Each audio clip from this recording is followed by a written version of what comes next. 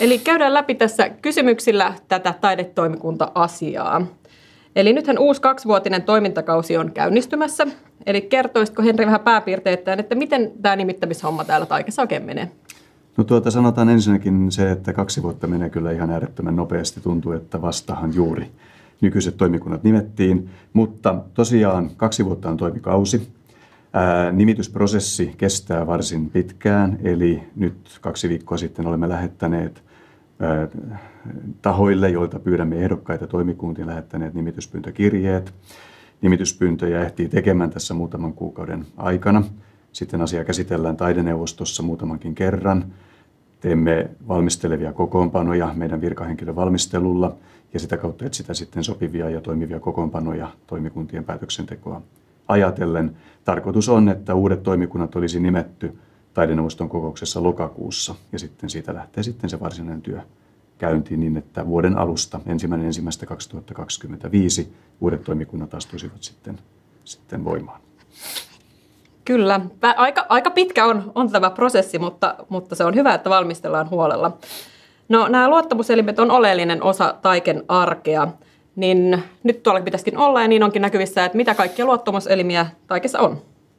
No niin, eli näette ruudulla sen koko viuhkan, mistä meidän työmme koostuu. Eli kaikkiaan Taikessa on 24 eri luottamuselintä. Tämän tilaisuuden keskiössä ovat meidän taidetoimikunnat, joita on 20 kappaletta. Näette ruudun oikealla puolella alueellisten taidetoimikuntien kokonaisuuden 13 kappaletta aluetoimikuntia ja vasemmalla valtion taidetoimikuntien tämänhetkisen tilanteen. Lain mukaan valtion taidetoimikuntia on 7-10. Eli kun taideneuvosto tekee päätöksen toimikuntien kokoonpanoista, niin taideneuvosto tekee myös päätöksen siitä, minkä nimisiä nämä toimikunnat ovat ja minkälaisia taidealayhdistelmiä näihin liittyy. Eli niin kuin tästäkin huomaatte, niin osa näistä toimikunnista on tiettyjen taiteenalojen erillisiä, taiteenalalla oma toimikuntansa. Eli kirjallisuus ja musiikki ovat tällä hetkellä niitä, joissa on yhden alan toimikunta. Mutta muut ovat tällaisia lähitaiteenalojen yhdistelmiä. Toimikunnissa on jäseniä 4-11.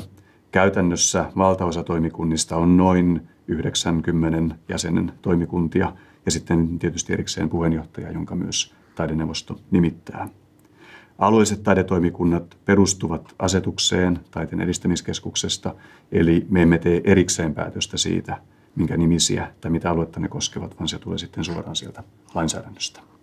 Sen lisäksihän tässä ruudussa näkyy myös meidän 4 muuta luottamuselintä taideneuvosto kaiken keskellä, eli se luottamuselin, joka nimeää nämä toimikunnat, ja sitten vasemmassa alakulmassa näkyy 3 kappaletta erillislautakuntia.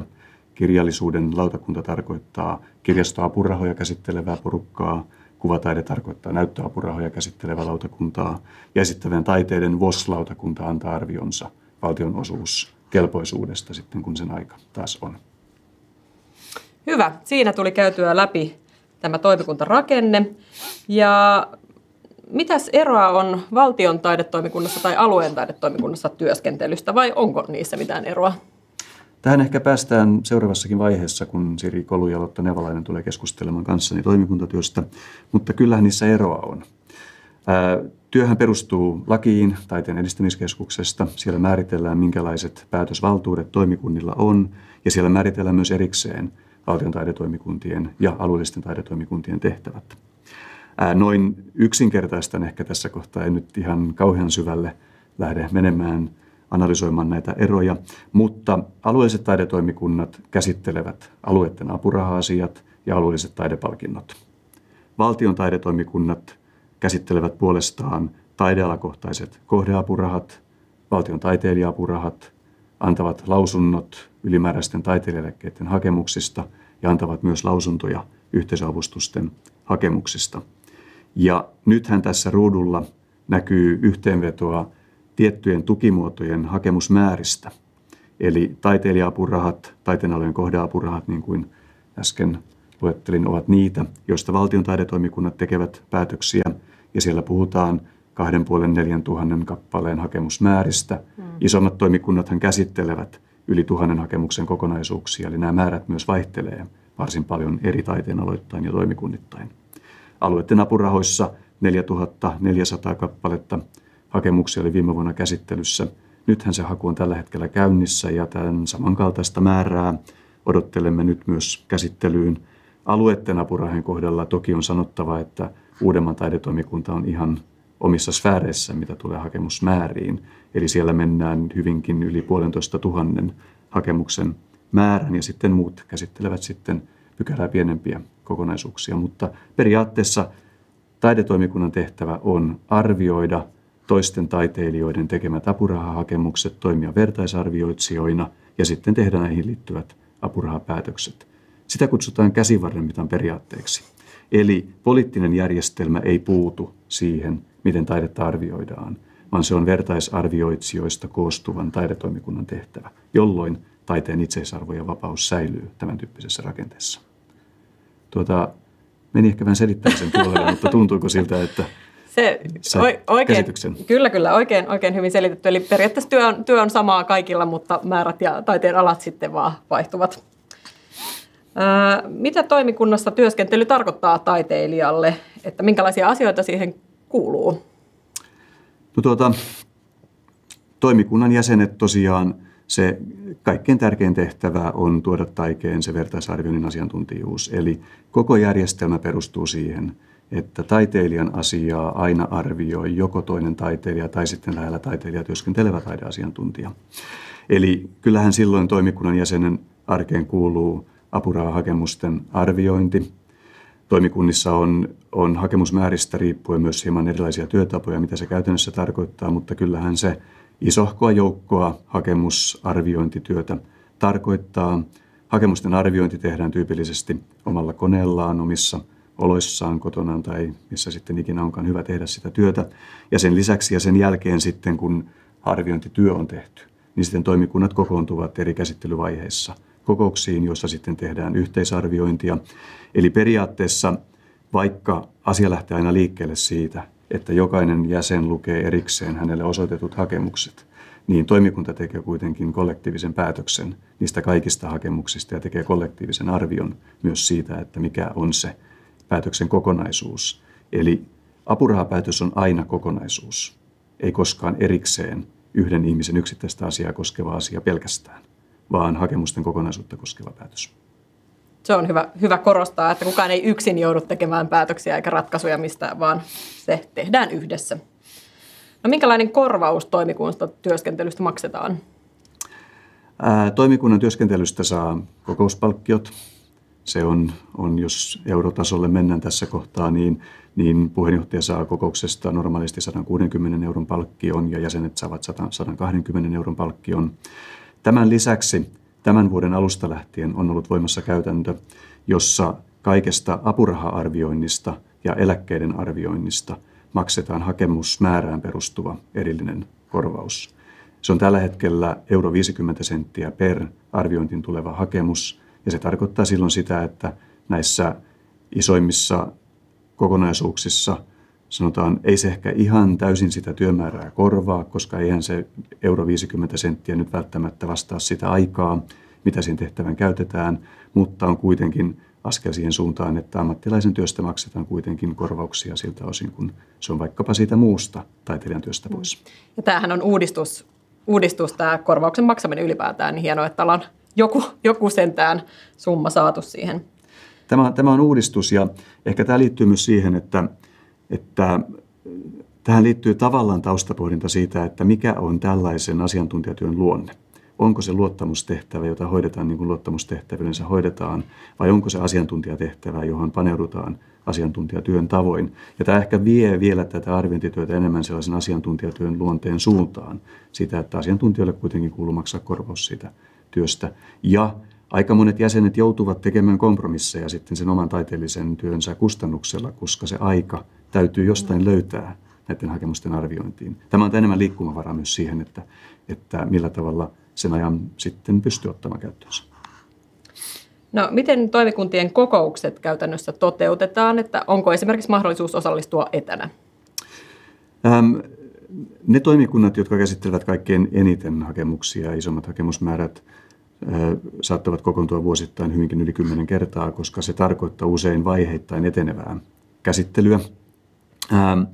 Toimikuntien kokoukset Kun puhutaan valtion toimikunnista, pääsääntöisesti järjestetään Taiteen edistämiskeskuksen Hakaniemenrannan toimitiloissa. Alueellisten taidetoimikuntien kokoukset järjestetään usein alueiden keskuskaupunkien yhteydessä. Valtaosassahan on myös Taiken toimipiste, eli usein toimipisteen kyljessä olevissa tiloissa.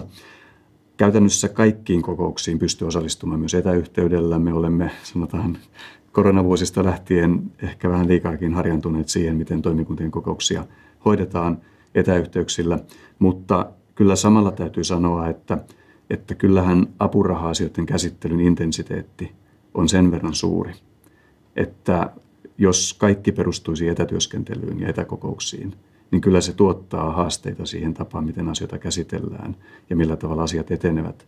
Ja kyllä kokemus on osoittanut, että kyllä on myös hyvin tärkeää, että toimikunnat kokoontuvat riittävästi kasvokkain, koska sehän myös ruokkii ja tuottaa sellaista päätöksentekoon liittyvää luottamusta. Toimikunta on kuitenkin kollektiivinen päätöksentekoelin, jossa jäsenten tulee tuntea riittävästi toinen toistensa työtavat ja luottaa myös toinen toistensa tapaan arvioida ja käydä sitä keskustelua niistä hakijoista ja hakemuksista. Ja kyllähän ne keskustelut välillä ovat sellaisia, että se on helpompi käydä, kun näkee kasvokkain sen kollegan siinä pöydän toisella puolella. Näinhän se on, ei käy kieltäminen. No, esteellisyys on semmoinen asia, joka myös herättää keskustelua ja pohdintoja siinä vaiheessa, kun näitä nimeämisehdotuksia tehdään. Eli millaisissa tilanteissa esteellisyys tulee ajankohtaiseksi? No hei, lähdetään liikkeelle siitä, että koko järjestelmän uskottavuus perustuu luottamukseen, joka lähtee liikkeelle siitä, että apurahahakemuksia ei arvioi ja päätöksentekoon ei osallistu henkilö, joka on esteellinen. Ja se tarkoittaa silloin sitä, että se on toimikunnille kunnia-asia. Toimikunnat itse hyvin tarkkaan pitävät huolen siitä, että miten toimikunta kokonaisuudessaan toimii. Siellä käydään paljon keskusteluja siitä, että minkä tyyppisiä esteellisyyden tulkintoja tehdään, minkä tyyppisissä tilanteissa toimikunnan jäsenen tulisi jotenkin myös itse tutkia, onko hän mahdollisesti esteellinen asian käsittelyyn. Ja meidän virkahenkilöstö on siinä kohtaa kyllä hyvin valppaana auttamassa ja tarkkana taustalla mukana miettimässä ja ikään kuin antamassa ohjeita siihen, että minkä tyyppisessä tilanteessa esteellisyydestä kannattaa lähteä tutkimaan tarkemmin. Esteellisyys aika usein on sanotaan, että se ei ole välttämättä ihan selkeä asia. Tulee tilanteita, joissa täytyy harkita ja arvioida, että minkä luonteisesta tilanteesta on kyse. Se ei ole mikään mustavalkoinen asia, että esteellisyys joko on selkeästi todettavissa tai ei ole selkeästi todettavissa. Koska järjestelmä perustuu vertaisarviointiin ja meillä toimikunnissa on taiteilijoita, jotka ovat verkostoituneita, niin toki taiteilijat tuntevat hakijoita, tuntevat toisia taiteilijoita. Sellainen niin kuin tuttuus tai satunnaiset yhteistyörakenteet eivät ole tyypillisesti esteellisyyden perusteita. Tarvitaan jotain huomattavasti enemmän. Etenkin niillä taiteenaloilla, joissa työ perustuu erilaisiin ryhmässä tehtäviin asioihin, esittävät taiteet, vastaavat, niin siellä tietysti se ryhmän kiinteys on hyvin kriittinen siinä, kun mietitään, että johtaako tämä tilanteeseen, jossa luottamus päätöksenteon puolueettomuuteen alkaa horjua. Ja se on ehkä siinä se kriittinen kysymys. Niin kauan kuin toimikunnan jäsenten päätöksenteko on puolueettomuuden näkökulmasta luotettava, niin silloin kaikki on turvallista ja kunnossa. Toki on teknisiä esteellisyyden kysymyksiä. Lähisukulaisten asioita ei voi käsitellä, omaa asiansa ei voi käsitellä, oman suoran esihenkilönsä asiaa ei voi käsitellä, oman vihamiehensä asiaa ei voi käsitellä, tämän tyyppisiä asioita. Mutta edelleen ehkä mä sen vielä sanon uudestaan kertauksena, että jos esteellisyys todetaan, niin jäsen ei ole mitenkään mukana asian käsittelyssä. Eli ei voi tehdä niin, kuin esimerkiksi joissain vaikkapa yksityisissä säätiöissä voi tehdä, että henkilö poistuu vain sen yhden asian kohdalla käsittelystä. Valtiolla se ei ole mahdollista, vaan henkilö ei osallistu lainkaan koko apuraha-asian käsittelyyn. Eli koko apuraha-kierroksen tai tietyn haun käsittelyyn lainkaan? Käytännössä näin se menee. Eli sanotaan, että jos henkilö on visuaalisten taiteiden toimikunnan jäsen, joka on esteellinen valokuvataiteeseen liittyvästä asiasta, niin kyllähän kuvataidetta voi käsitellä, mutta ei sitä valokuvataidetta. Hei, nyt oli käyty nämä kysymykset läpi, mitä meillä tähän oli, ja voidaankin katsoa, että onko tullut kysymyksiä chattiin. Ei ilmeisesti, Henri oli selkeäsanainen, mutta meillä on etukäteen tullut muutama kysymys, niin voidaan vastata tässä kohtaa niihin. Eli miten niin kuin vuoden kiertoon nähden nämä taidetoimikuntatyöskentely jakautuu, niin onko joku kiireellisempää aikaa kuin toinen? Valtion taidetoimikuntien osalta työtä on pitkin vuotta. Se on ehkä tässä kohtaa hyvä lähteä liikkeelle. Meidän hauthan rytmittyvät vuoden kierron mukaan. Kun nyt puhutaan tämän uuden toimikuntakierroksen käynnistymisestä, niin kun uudet henkilöt astuvat tehtävään ja aloittavat toimikunnissa, niin heitä odottaa nippu taiteenalojen kohdeapurahahakemuksia, jotka ovat siinä kohtaa hyvinkin melkein kiireellisesti käsiteltäviä asioita. Eli toki siinä on ensin tulee perehdytystilaisuuksia, käydään tarkasti läpi toimikuntatyöhön liittyviä rakenteita, siihen liittyvää lainsäädäntöä, erilaisia käytäntöjä, mutta kyllä sitten uudet toimikunnat, valtion toimikunnat, saavat heti sen isohkon nipun hakemuksia arvioitavakseen. Ja se tarkoittaa käytännössä sitä, että noin ehkä helmikuu on sellaista kuukautta, jolloin kyllä kannattaa varata aikaa siihen käsittelyyn. Sitten tulee taiteilija-apurahoihin liittyvä ruuhka. Se jakaantuu hieman pidemmälle aikajänteelle. Taiteilija-apurahojen käsittely alkaa usein siellä huhtikuun loppupuolella, saattaa jatkua jopa yli kesälomakauden, vähän taiteenaloista riippuen. Se on tietysti myös käsiteltävänä asiana ehkä se kaikkein painavin, mitä toimikuntarakenteessa käsitellään. Siinä on rauhallisempi rytmi käsittelyä ajatellen. Ja sitten valtion toimikunnissa syksyllä tulee sitten eläkkeisiin liittyvät lausunnot ja eläkehakemusten arviointi. Se vaihtelee taiteenaloittain hyvin paljon. Eli siellä ehkä on vielä enemmän eroja. Ne isot taiteenalat ovat vielä suurempia suhteessa kuin ne pienemmät. Samoin syksyyn tulee vaiheita, jossa pyydämme valtion toimikuntien edustajilta lausuntoja saapuneista yhteisöavustushakemuksista. Mutta kyllä sitä työtä riittää oikeastaan pitkin vuotta, mutta siinä on sellaisia ruuhkahetkiä, jolloin ehkä on tarpeen varata vähän enemmän työaikaa sitä varten ja sitten tulee rauhallisempia jaksoja. Ja toki se hakurytmi ja käsittelyrytmi kyllä myös aika paljon tulee annettuna, että sinne ei välttämättä ihan hirveän paljon pysty jäsen itse rakentamaan täysin sitä kalenteriaan. Alueellisten taidetoimikuntien osalta tehtävien määrä on pykälää pienempi. Se tarkoittaa sitä, että käytännössä touko-kesäkuu, ehkä osin huhtikuuta on sitä aikaa, jolloin alueiden apuraha-asioita käsitellään ja silloin on se intensiivisin kohta sitä vuoden kiertoa. Ja sitten syksyllä tulee taidepalkintojen asiat. Nehän koskevat myös valtion toimikuntia. Eli siellä on taidepalkintoihin, valtion palkintoihin liittyvät kokoukset. Mutta ehkä tässä kohtaa kannattaa myös sanoa, että eihän se toimikuntatyö ole pelkästään sitä arviointia ja kokouksissa istumista, vaan kyllä se on sitä oman alansa seuraamista. Eli tärkeä osa, ja sanotaan siinä kohtaa myös jäsenet toimivat vähän eri tavoilla. Osalle se on ehkä jo aikaisemmin tuttua, mutta kyllähän, koska vastuu on suuri toimikuntatyössä, niin toimikunnan jäsenet haluavat perehtyä oman alansa asioihin mahdollisimman tarkkaan ja laajasti myös itse käsittelyn ulkopuolella. Se tarkoittaa alan seuraamista, se tarkoittaa sen oman toimialueen seuraamista, siihen liittyvien taideilmiöiden havaitsemista ja tavallaan valmistautumista siihen, että mitä sitten, kun se asia tulee hakemuksena käsittelyyn, niin mihin sitten siinä kohtaa pitäisi kiinnittää huomiota. Seuraava kysymys oli, että mikäli toimikuntaan ehdotettava henkilö työskentelee osa-aikaisena organisaatiossa, joka saa taiken toiminta-avustusta, onko hän esteellinen työskentelemään taidetoimikunnassa? Esteellisyyden luonne menee aina niin, että se liittyy siihen kyseiseen käsiteltävänä olevaan päätöskokonaisuuteen. Eli tilanne, jossa henkilö työskentelee organisaatiossa, joka saa taiken toiminta-avustusta, johtaa siihen, että henkilö ei voi olla käsittelemässä toiminta-avustusten kokonaisuutta. Mutta kyllä hän voi käsitellä vaikkapa taiteilija-apurahojen kokonaisuutta. Eli jos on esteellinen yhdessä asiassa, ei ole esteellinen siinä toisessa asiassa, jota toimikunta käsittelee. Ja onneksi on näin, koska kyllähän meillä on tietysti taiteenaloja, joissa iso osa meidän toimikuntien jäsenistä kuitenkin työskentelee joka osana meidän rahoitusta saavia organisaatioita, taikka sitten hyvin lähellä näitä organisaatioita. Meillä on kuitenkin sitten kyky saada se paras asiantuntijuus sitten sinne yksilöhakijoiden, taiteilijahakijoiden apurahakäsittelyyn. Hyvä. Kiitoksia näistä kysymyksistä. Ne tulikin kaikki käsiteltyä.